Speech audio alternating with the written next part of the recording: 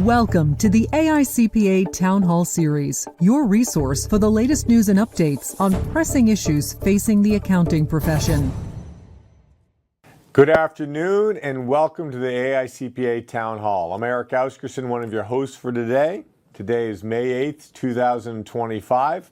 I'm coming to you live from New York, and Mark Koziel, the CEO of the AICPA, is coming to you live from the Durham, North Carolina office. Mark, it's great to see you. Good afternoon, Eric. Great to be here and always enjoy connecting with our members.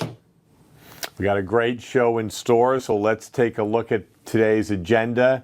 We're going to kick things off with a profession update with Mark, and then we're going to go into a DC update with Mark Peterson. Lisa Simpson's going to cover some important technical updates, and then she's going to have a strategic planning discussion with Cassie Rushing, really give some firm insights on how to build your strategy plan. And then we'll close with the open forum and closing remarks. So Mark, as I said, today's May 8th. You now have been in the CEO seat for, now you're in your 5th month. And this listening and connecting tour that you've been doing, I know you're finding great value in. So let's share some of the most recent themes that you've been hearing. Yeah, great. Thanks, Eric. And 126 days, but who's counting, right? That's right. It's been a pretty wild ride and a lot of things happening around the profession. Some people like to call them issues. I like to call them opportunities. We've had about 1,300 responses to the Ask Mark email address that we have on here, and still looking for more. And we were able to take some information from, I think, the last time I was on the town hall, and a lot of people had some great input that they put into the questions. And so we're always welcoming more questions to come directly to me to be able to discern those and really try and answer all of them that we can. And so we reported originally on kind of what the top 6 were at that point in time. We've updated a little bit just to kind of get rid of some of the ones that I'm not going to say are answered, but what's new since the last time I've been on, and new since the last time, a lot of questions around private equity, alternative practice structures, what's happening in the private equity space. A lot of firms just inquiring in general whether or not private equity is right for them. Small firms, large firms, what are the options? What are the advantages? What are the disadvantages? A lot around that. And then a big topic that's come up, and we have our governing council, it's a couple hundred people nationally that get together. We had our regional meetings in March, and so it's 4 meetings, 4 days: Tuesday, Wednesday, Thursday, Friday. You were there for a couple of them. We go New York, Chicago, LA, Dallas over a 4-day period, and it really started to come up about use of CPA. And there's some confusion, I think, in the marketplace, but there's also some regulatory hurdles as well. There are some states that, in order to be practicing as a CPA in tax, as an example, in some states, you actually have to be a registered firm with the state. And so, not all firms are as interested in doing that. And I think this is something that we really need to focus on as we talk to young professionals to say, go get your CPA. We want them to be able to use it once they get out into the workspace. So there will be more to come on that over the next few months. Return to office, a lot of conversation around that. We're having our own internal conversations with team members who are asking, and I've brought it up. I've said, AICPA, the association as an organization, we need to emulate how our members are operating, and there's definitely a push to get back into the office for a lot of our member firms as well. We've been hearing that more and more on the road. PCOB, what's going to happen with the PCOB? Is it going to get rolled up into the SEC? Mark Peterson will have more information on this in his segment as it's kind of being brought up in the Reconciliation Act and is a potential. And we've had a lot of conversations internally. We work with the Center for Audit Quality closely. We work with firms who are in the public auditing space, and we want to make sure that we are prepared as a profession for any changes that happen on the oversight and the enforcement and the standard setting, probably most importantly, as we go forward. building communities. There's going to be more to come, and we're going to have a couple of big announcements around that in June at the Engage conference. Very excited about that. I know Lisa Simpson and her team, they've been working with our operations team to see what that looks like. And we can never forget about small firm support. Small firm support, don't forget about the small firms. How can we support the small firms? I think this is a great time to also mention, as part of that, that we have had a VP of small firms in the association for a long time. It's been since probably the early 2000s. That original advocate of VP of small firms was Jim Metzler. He is a mentor of mine. He hired me into the AICPA in my first stint in 2006. And upon his retirement, we hired a VP of small firms, and that is Carl Peterson. Carl has been with us now for 12 years. And Carl just recently came to us and said that it was time for him to retire. He wants to retire now, enjoy time with his wife and family. And so in June, Carl Peterson is going to retire from the association as VP of Small Firms.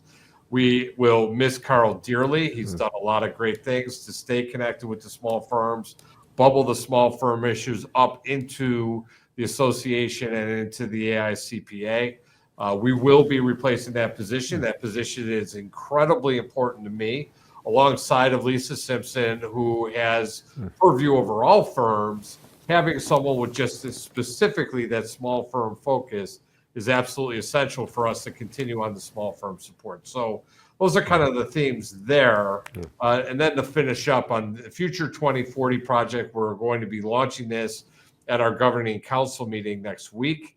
But when you look at strategy and how the association, the AICPA specifically, started looking at strategic visioning for the profession. They did it first in the late 90s to look out 15 years.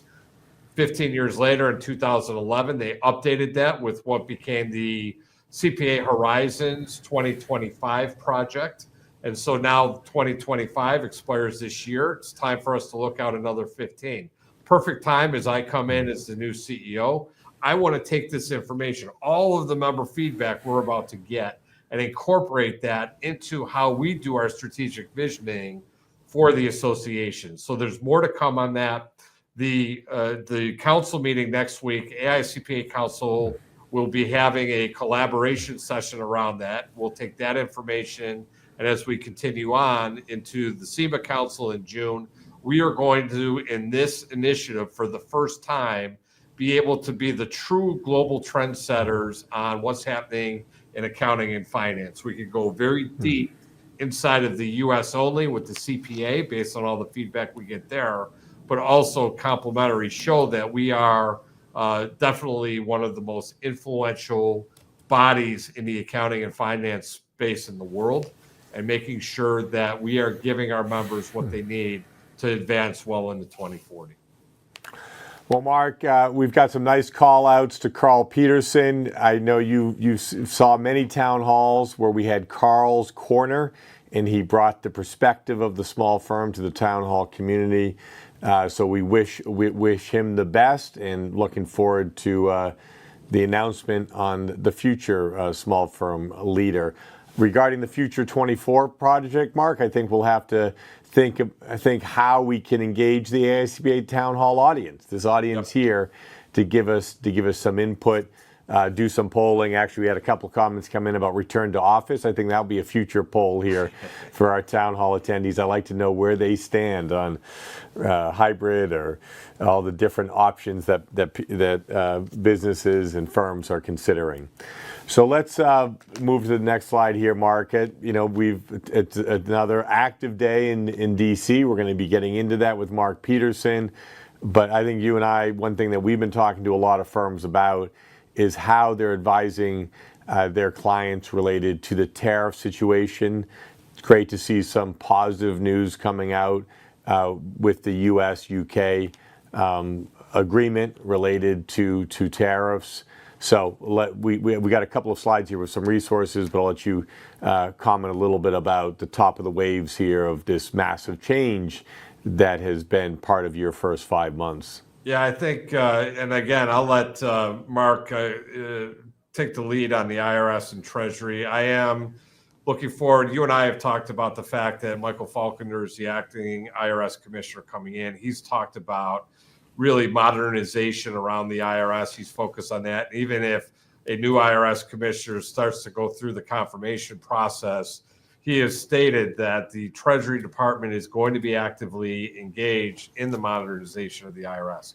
To me, that's encouraging. You know, we had a poll, and Melanie will talk about it, I think, in a bit, that really talked about how was this busy season compared to the last few. She'll report on that. I think if I focus on tariffs, which has really been top of mind for many, and I have a number of examples around this, of how firms could be helping their clients around tariffs.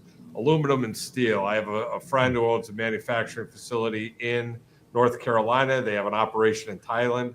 He paid $50,000 in additional funds for tariffs, and he believes he overpaid because he paid for his entire product, not for just the aluminum and steel that made that up. So even in the assembly of the product, he's paying the tariff on. And you know, he was working with a smaller firm. Lisa and I, we were at the PCPS committee meeting here in Durham, and a lot of small firm engagements to say, how can I help my client if I am not well up to speed on tariffs, but I know others are? And I think for us to collaborate as a profession and make sure that we're able to answer our clients' questions, no matter how it comes, much like we did with PPP, we are the trusted advisor. We need to focus on how we can help our member firms have these conversations.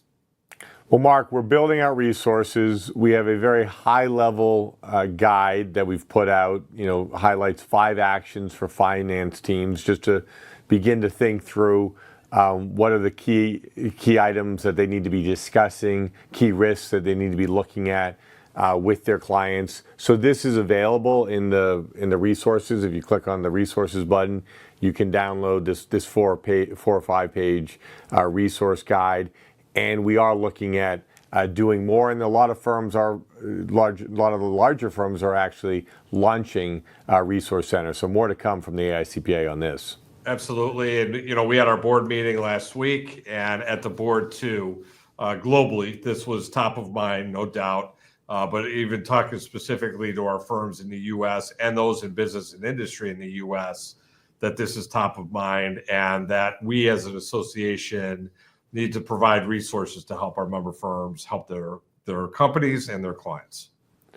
So when you think about, you know, tariffs and scenario planning, you think about FP&A, the financial planning and analysis category. This is a category that's been evolving over the past couple of years. We have leaned in particular around client accounting services and the advisory elements. There are some really good cloud accounting tools that help you do this FP&A modeling. So this is never a better time than the present to think about how you might want to lean in and do more with some of your clients. So here's a couple of white papers related to thinking through how to build out that advisory, that FP&A, you know, like CFO advisory service in your firm, or if you're in business and industry, you can leverage these resources as well. So, Mark, this is your broad slide. I think you hit on some of these topics a moment ago. I know you one of the areas you're thinking about is just PE. There's actually been a number of PE questions that came in. I don't know if you saw the Wall Street Journal article that came out yesterday, you know, talking about the medical industry and the PE influence and some of the kind of concerns that occurred around that influence in the medical market. You know, I've met with a number of the PE firms already, and because it's important for us to stay connected to the PE firms and let them hear from us, the profession directly, that quality is paramount. And I will tell you that from those conversations, they absolutely agreed. When I look at from the audit perspective, that the PE firms have not generally been involved in what's happening on the audit side of the practice in these alternative practice structures. And they have specifically said to me how the medical profession and the PE firms around medicine are very different in their model from the model that's happening in the accounting firm space well before this article ever came out. But I do think we all have heard the stories of PE and medical and worried about that. And I think that we need to stay engaged in that conversation as we go forward. Yeah, well said, Mark. Well, we're right on time here, quarter of the hour. And now we're going to bring up Mark Peterson. Mark, coming to us live from the Washington, D.C. studio. We've got a studio in each of our offices. That's right. So, Mark, great to have you today. Good to be here. Plenty in the news. Yesterday, it seems like old news, but the Fed coming out and holding rates steady, talking about the economic risks. Mark's highlighted Michael Faulkner as the acting IRS commissioner, and how this article here talks about what Mark stated earlier, and Faulkner is going to leverage the Treasury Department, he says, to lead in some of the modernization efforts. And actually, when he was in Treasury in the first administration, Treasury led with the SBA. They led with how they implemented the PPP program. So a lot of experience there. And then there's talk about the tariffs, Mark. So before we just hop right into budget reconciliation, anything you want to share related to what happened at the White House today? Every day at the White House, something's happening. Yeah, that's for sure. No, I mean, this was the plan, right? Was that there was going to be these bilateral discussions that were going on, and the Vice President made a comment just yesterday that there were 17 in the works. So we may hear an announcement of some more coming out with real deals. Everybody's looking at China. They've discussed that they're going to be at least starting meetings in Switzerland this weekend. So, that may start to move. I think that it's pretty obvious that there's concern. There's been the markets have responded to tariffs. I think one thing to note outside of the tariffs is that puts a lot of political pressure on our next discussion, which is getting a tax bill done. Good setup, Mark, to budget reconciliation. And you're going to give us a little bit of a civics class here, right? We keep bringing this one back, but I have to talk about the process because the process matters. Now, one thing to keep in mind is there was just press this week about the president's budget going to Capitol Hill. That is not this.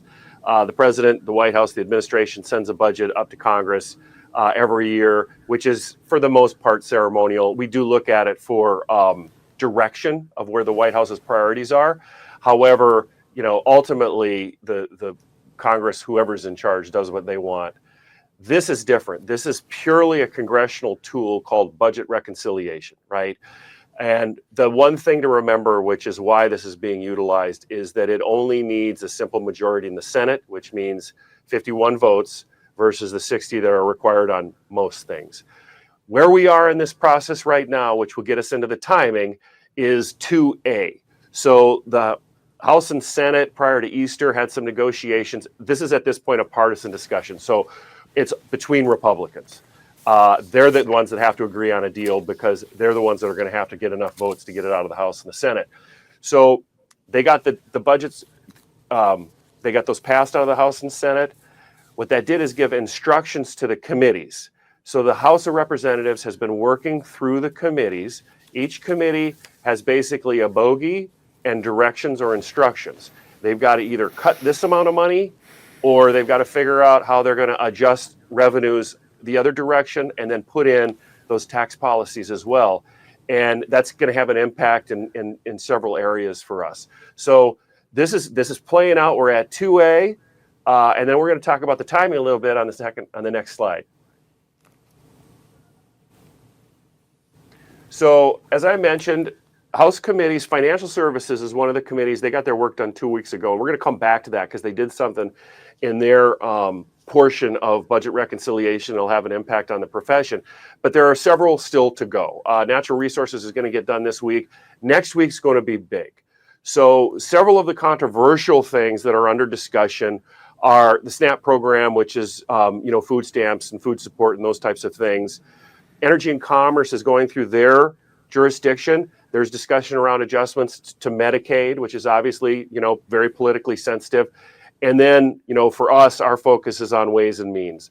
Ways and Means is going to be putting together what their part of the tax package. So next week is going to be super big, folks. We're going to be watching that really closely. And we may even see something as soon as tomorrow. So if Ways and Means wants to get started on Tuesday, that means that they have to notice what they're going to be marking up or considering in committee.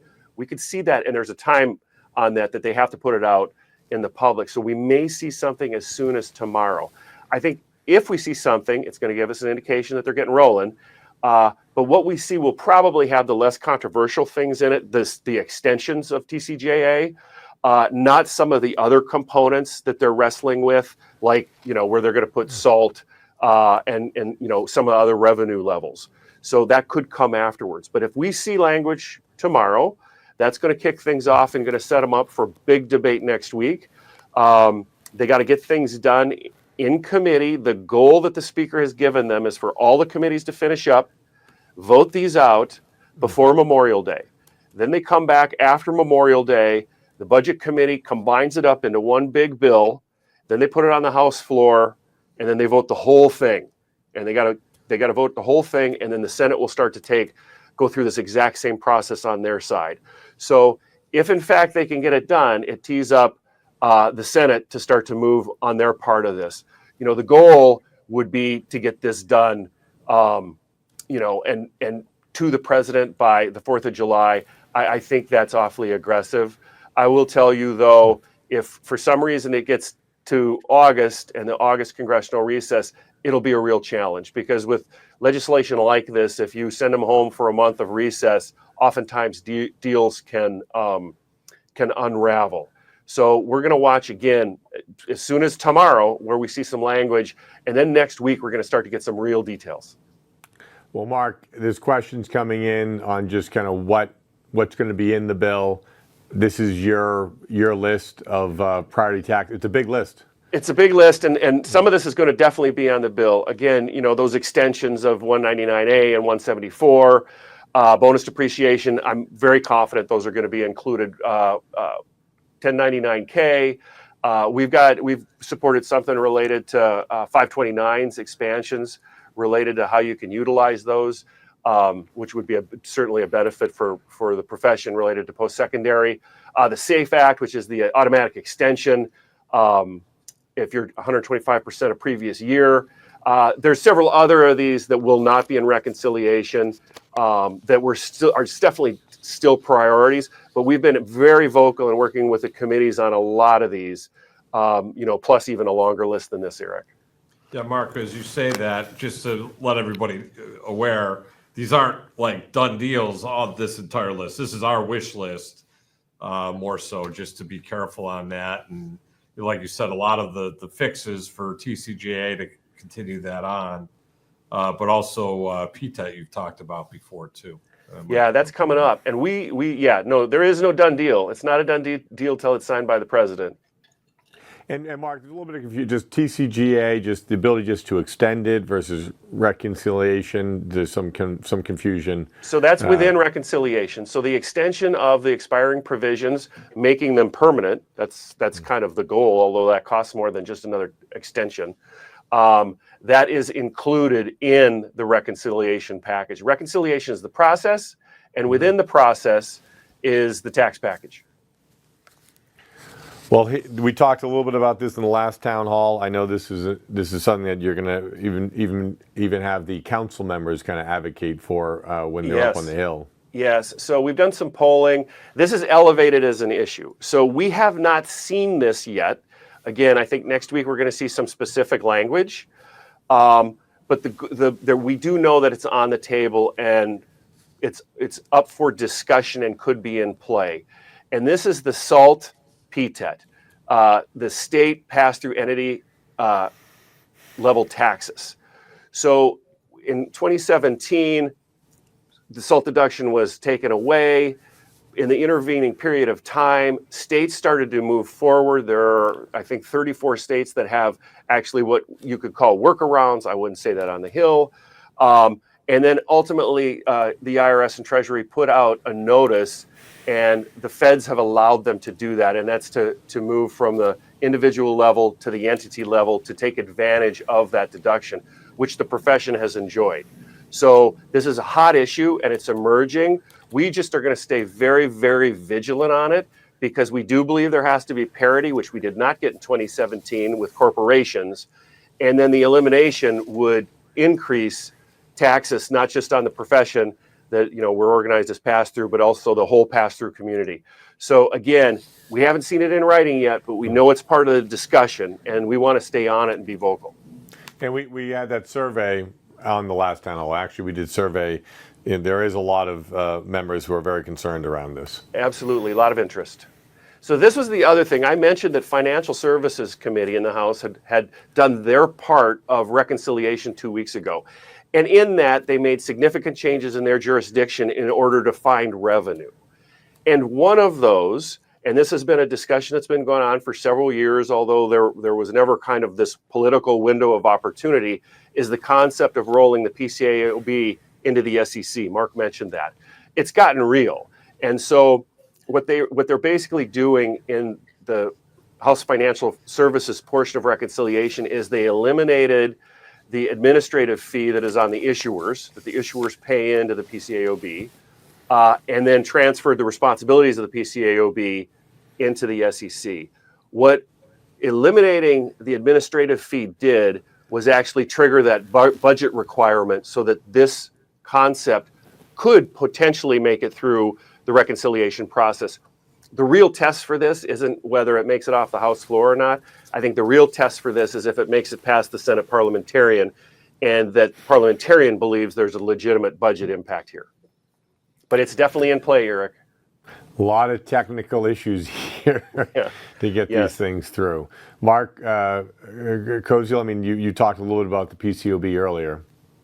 Yeah, I did. I mean, for us, it's the important thing is, trust in the capital markets, public interest, making sure that we stay on top of that, whether it sits in the PCAOB or goes to the SEC, enforcement, inspection. These are all very necessary things in the capital markets. We want to see that continue.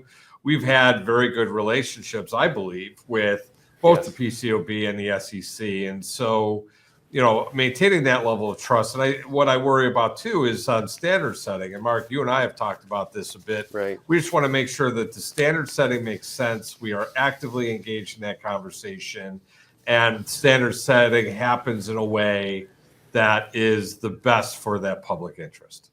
That's absolutely right. Absolutely right. Well, we've talked about how we're all going to be in Washington, D.C. next week with the AICPA Council meeting. Yes. And this is your top list right now. You'll be reviewing with the council members. It is. We have about 500 CPAs every other year that come into Washington.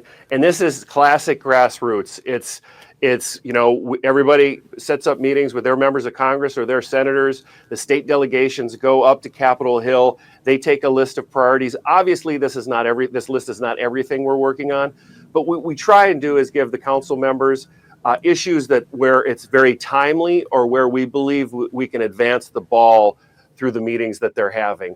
It makes a difference. We do this. We get it. We see it in surveys with congressional staff about what has the biggest impact. And the reality is, if you care enough, you show up to talk about your issues.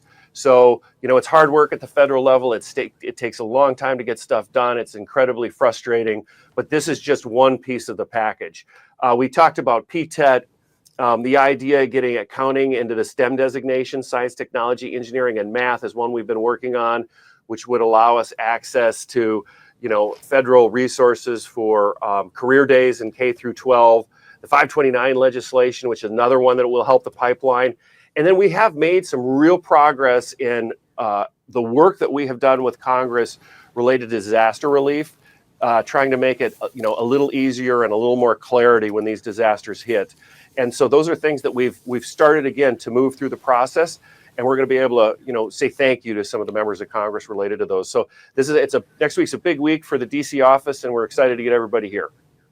Mark, to that point, sorry, Eric. I don't know if our members on the town hall realize that we do this every 2 years. Yeah. 500 plus members, CPAs, state society execs. It is an incredible collaborative effort for us to stay in front of our constituents in Congress to be able to have our message heard. And they hear it and they understand it. And there are so many things that happen, so many complications, and getting bills passed is really hard. But these things matter, and we have that influence, and we keep doing it every 2 years. We're going to continue on this path. Your team does a great job of, herding everyone together and getting 500 people on a Hill within 2 days is monumental. Well, thank you. And I have to tell you that we've talked a lot about lack of productivity in Congress and partisanship and those things that we've been dealing with for, these last dozen years.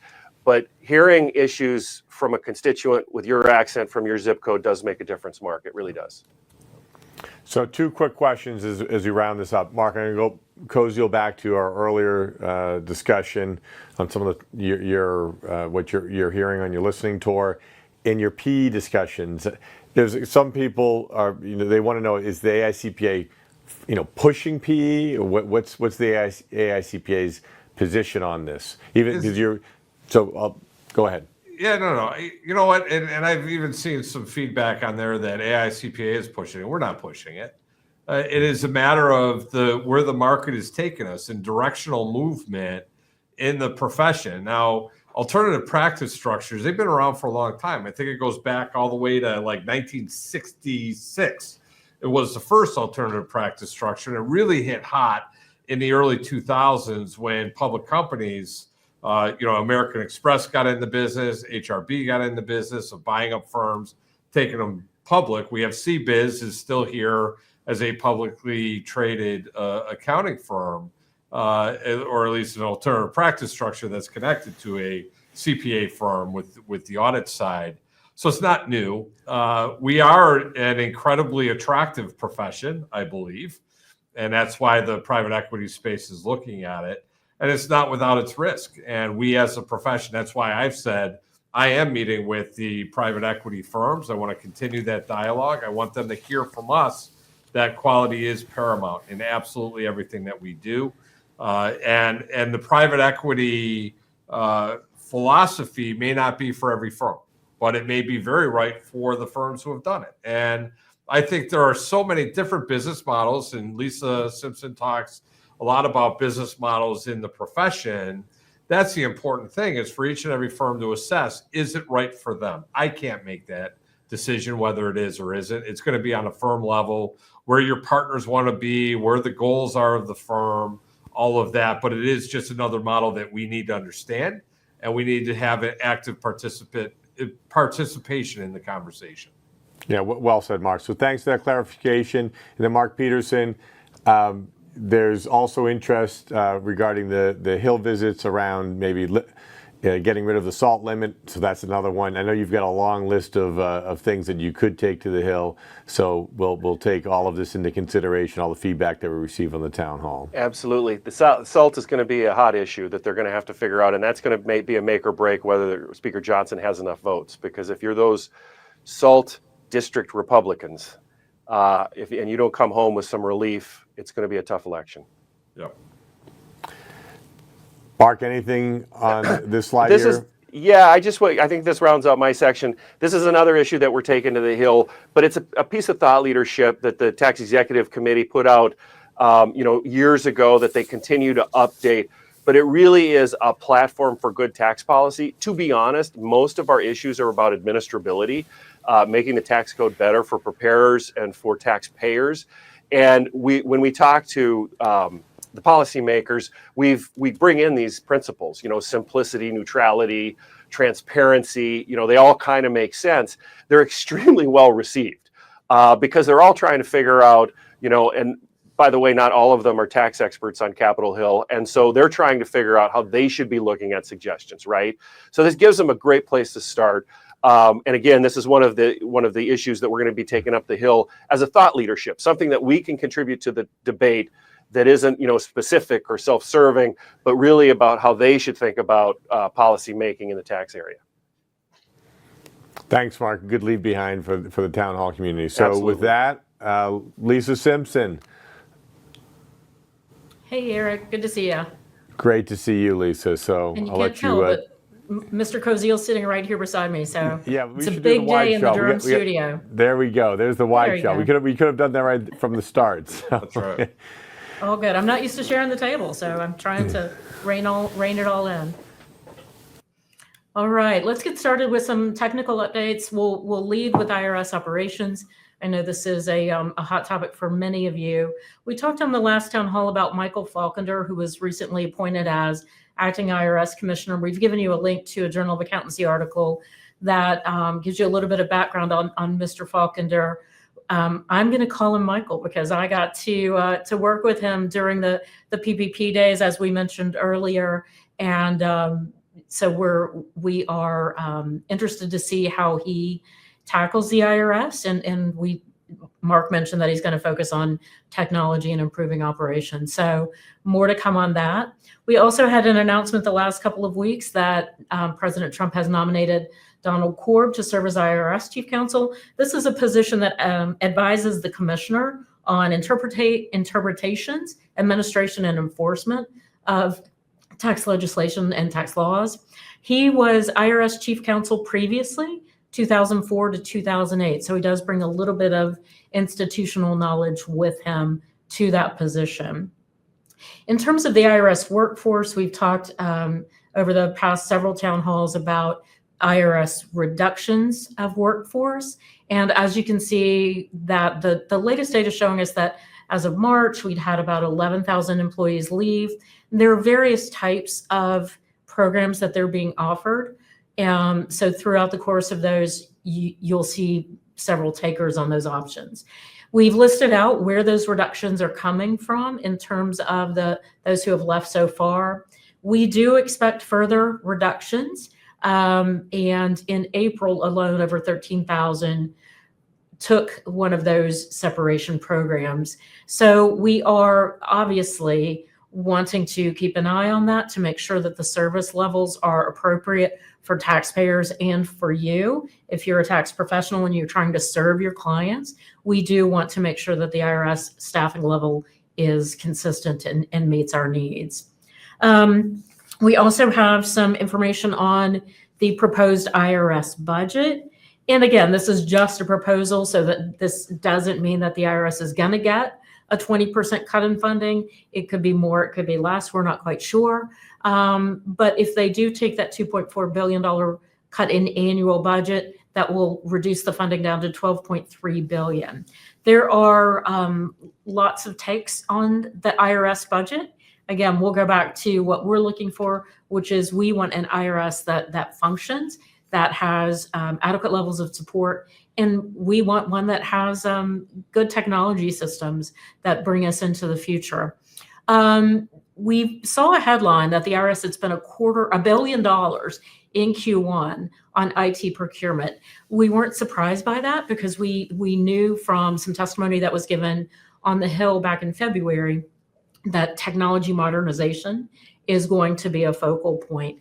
And we've also heard that Mr. Falkender will continue an IRS commitment to automation and using AI, and hopefully capturing some efficiencies through that particular piece of budget funding. So more to come on that as the budget works its way through the process that Mark Peterson took us through.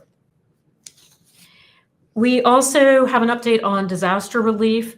Mark mentioned that disaster relief and thanking the Hill for their work on streamlining the process for approving disaster relief. Relief is on our list for next week. There are some new updates around disaster relief for particular states. So we've given you links to get the actual details by state if you're impacted or if your clients are impacted by those disasters. We'll close some of our, we'll head into IRS filing statistics because I think this is interesting. There was a recent report that said that the IRS had reduced the amount of paper filings by 11%. So that's a dramatic improvement because we know what paper, what was it that the taxpayer advocate, Mrs. Collins, says about paper being the kryptonite of the IRS. So having those reductions in paper filings is probably going to be helpful for their operations.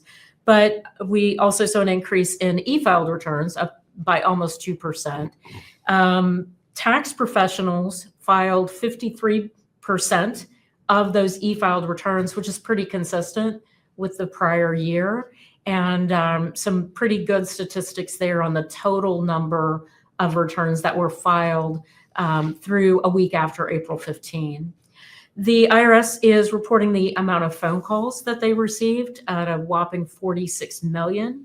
I think that's about the number I get each week trying to buy my house and sell me car warranties and all those other things. But the IRS was able to respond to a lot of those, 83%. So we'll continue to analyze the results of the IRS survey or service survey that we've asked you all to complete for us, and we'll get back to you on the details of that. But these were the numbers that were produced by the Treasury Inspector. A couple of round robin notes from the IRS is that as a reminder, tax exempt organizations are due to file their returns if they have a calendar year end by May 15. So we've listed out a lot of those returns that would typically be due May 15, just as a reminder in case you don't have those in your system to follow up on. And the IRS has also announced the health savings account adjustments for 2026. So we've gotten a preview of that. Individual is up $100, family up $100 or $200. And for those of us who are 55 and older, the additional $1,000 catch up still applies. And we've given you a link to the tax advisor if you want more details around those HSA contribution limits. So that is our IRS round robin, I believe. And let's see what we've got next. So I'm going to switch gears, and we're going to go from tax filing season and all of the fun stuff that goes with that. And we're going to step back. We're going to lift our heads up, and we're going to look at the future. I am so honored to bring in Cassie Rushing to talk with me about strategic planning for firms of all sizes. And before we get into Cassie's impressive bio, I want to tell you why I want to talk about this. During the pandemic, I was seeing through the town hall Q&A or through my conversations with practitioners that they were simply struggling to keep up because they were serving clients. Any client that walked in the door, they were trying to help them. And they didn't quite have a vision of what they wanted their firm to be. So as we came out of the pandemic and as we were able to think a little bit more strategically, I reached out to Cassie, and our PCPS executive committee reached out, and we worked with Cassie to develop a strategic planning toolkit that we'll talk about after Cassie gives us some insights.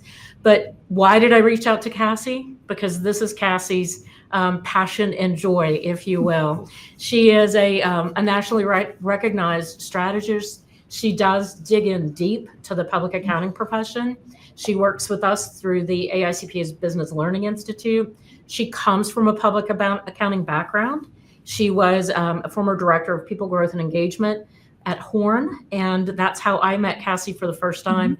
And I'm so grateful that she agreed to work with us on this project. It's been out for a while, but I think this is the perfect time to kind of dig back in and let's talk about why. But before we talk about why, Cassie, and I'll stop, take a breath, and say, welcome, Cassie. I'm so glad you're here. Yeah, thank you for having me, Lisa. Yeah, absolutely. So let's start with, what do we mean by strategic planning?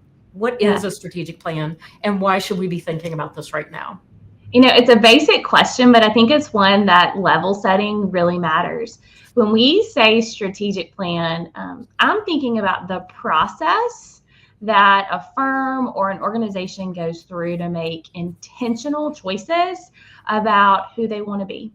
And in light of just the conversation we've heard this afternoon, there is so much happening in the world. And now, in particular, I think firms should have the opportunity to be in charge of their own future. And that's really what strategic planning does. It gives us a sense of ownership over who we're going to be, who we're going to serve, and how we're going to do it. I think the desired future is kind of the key there. And so to your point about reactionary service or just saying yes to anything that comes into the office, strategic planning empowers us to do it with more purpose and to do it more intentionally.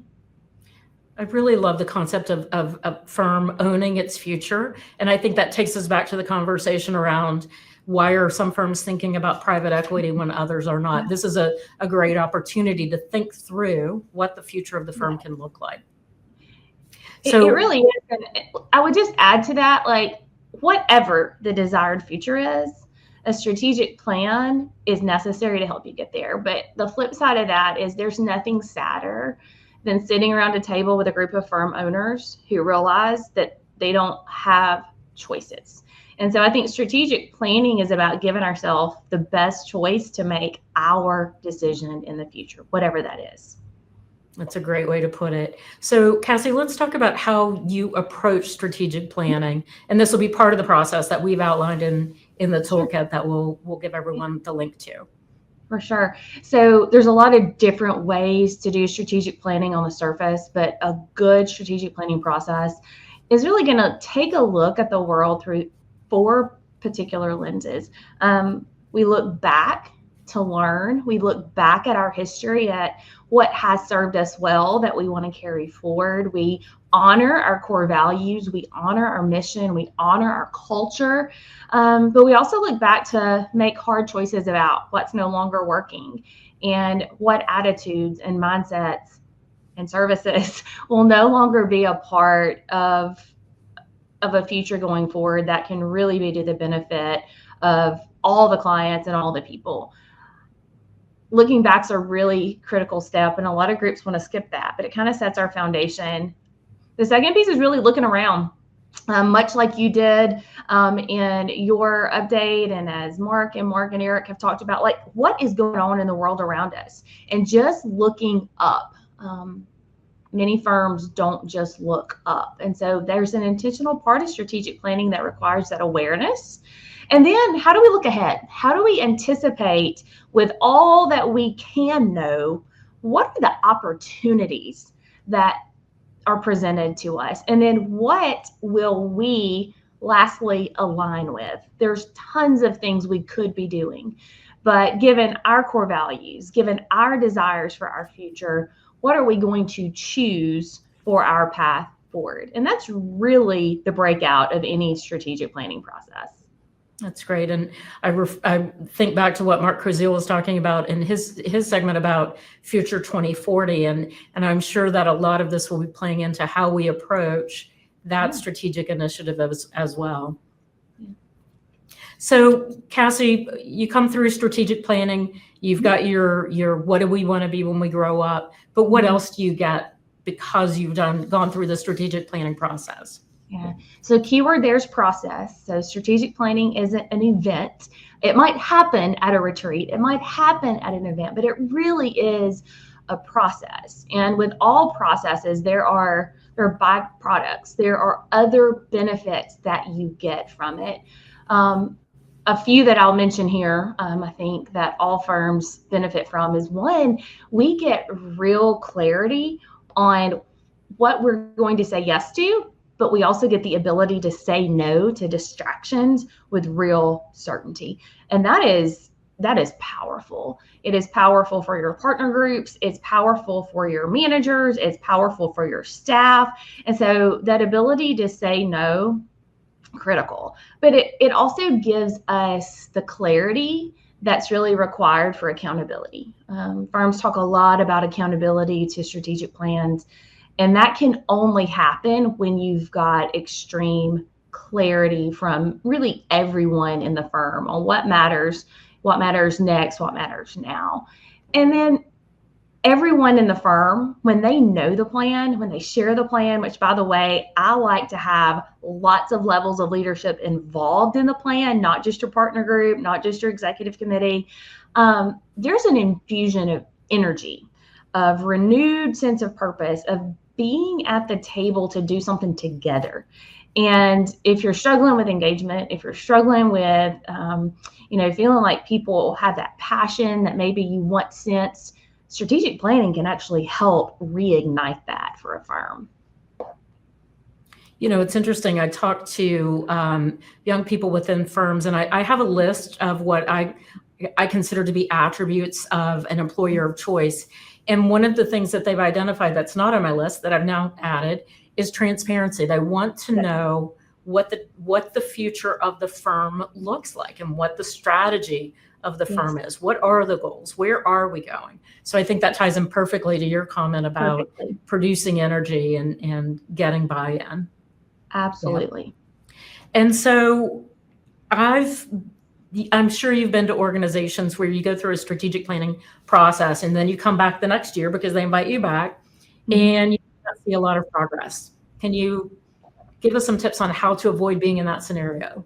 Yeah, absolutely. I think usually when I see strategy failing, there's 4 specific areas that are present. A lot of times it's all of them. The first is commitment. And what I mean by that is we've really struggled to wrestle through the tension that's required to get to true commitment around direction. It requires conflict. It requires debate.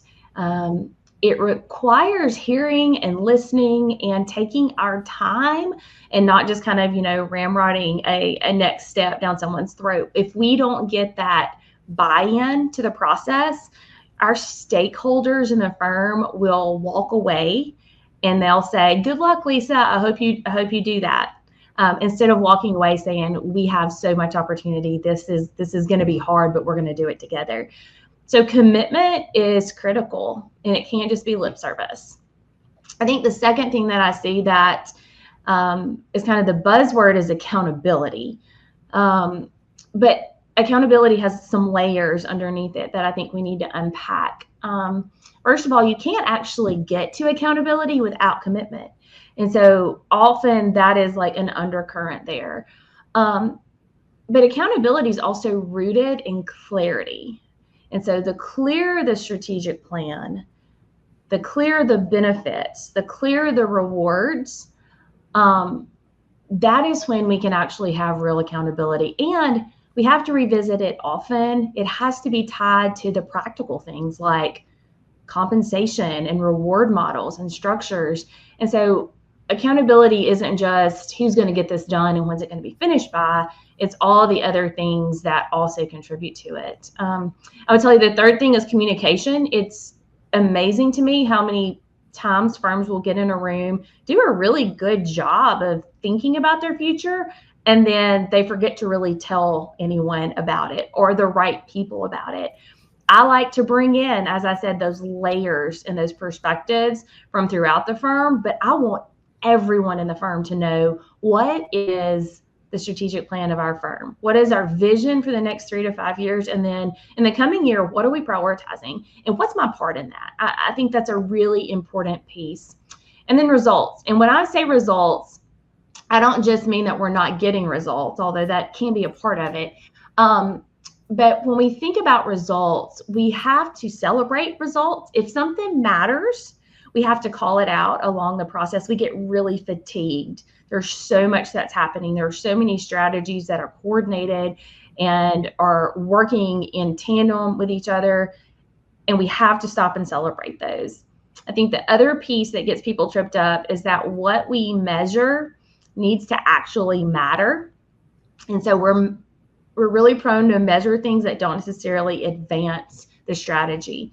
And getting okay with the fact that some of the things that matter can't be measured in the most traditional terms. So being open to results showing up through maybe some non-traditional ways. But those 4 areas are what seem to trip firms up. Thank you, Cassie. I appreciate all of those insights.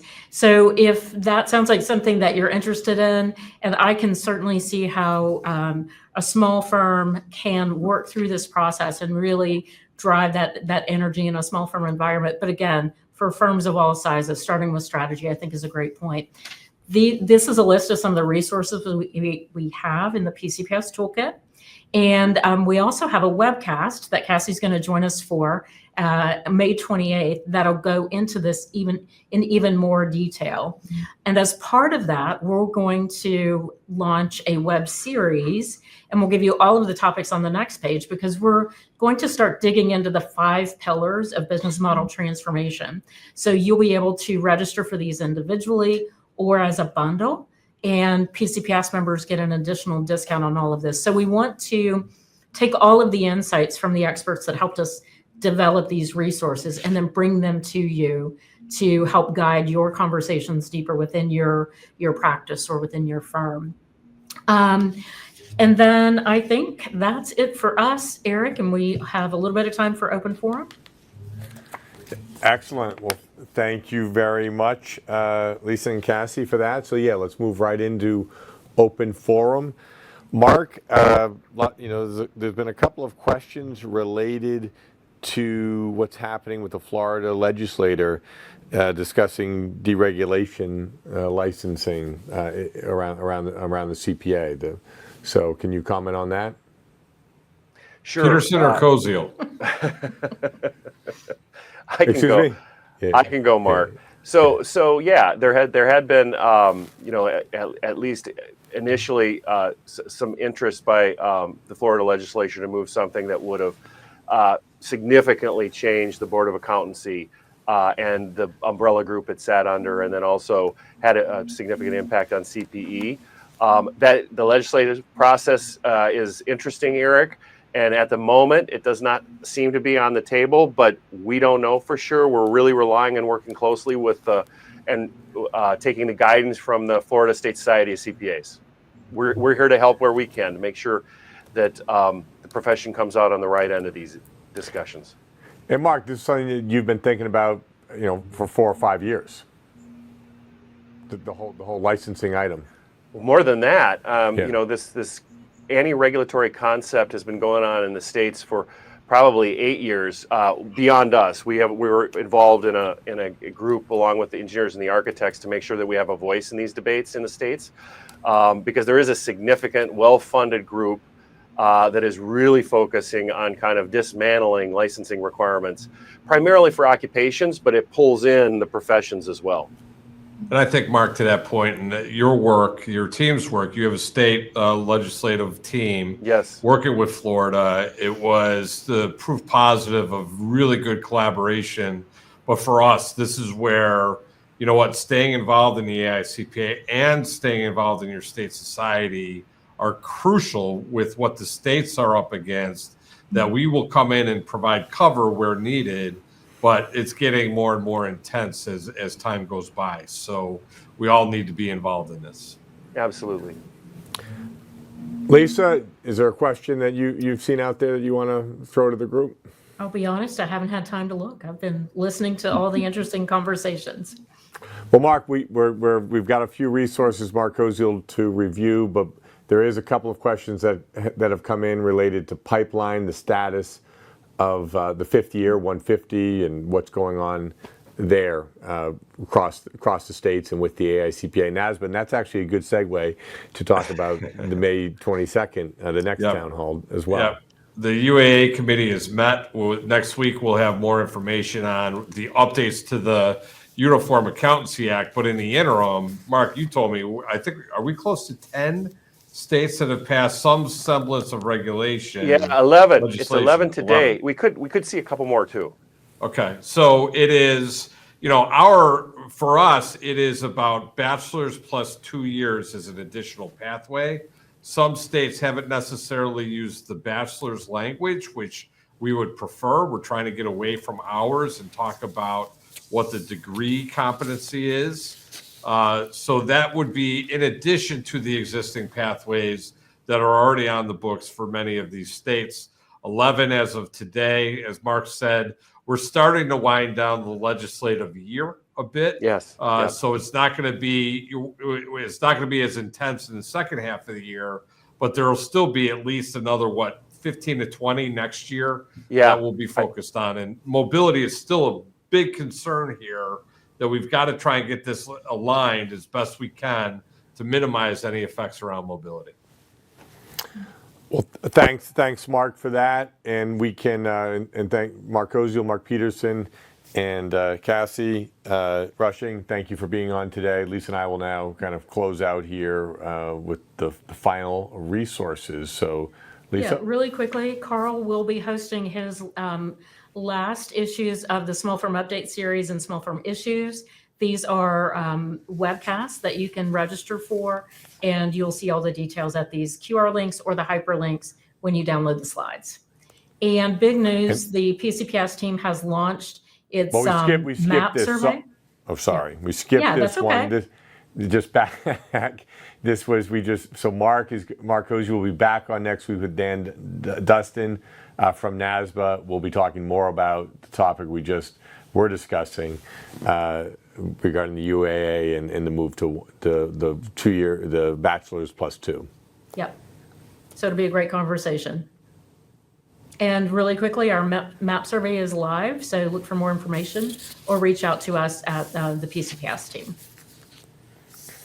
And you will be able to watch, have your colleagues watch the Town Hall rebroadcast this Monday at 1 p.m. And here's more information about the Town Hall digital resources. And here's our calendar for the remainder of the year. Lisa, as always, great being with you, great being with the Town Hall community. We had well over 12,000 with us today. So hope you have a good end of the week. Everyone has a good Mother's Day this weekend, and we look forward to being with you sometime. Happy Mother's Day. Being with you sometime soon. Thank you. Thank you for your participation. You can now subscribe to the AICPA Town Hall series on your favorite podcast platform, as well as watch archives on YouTube and AICPA TV. Tune in for live broadcasts Thursdays at 3 p.m. Eastern Time.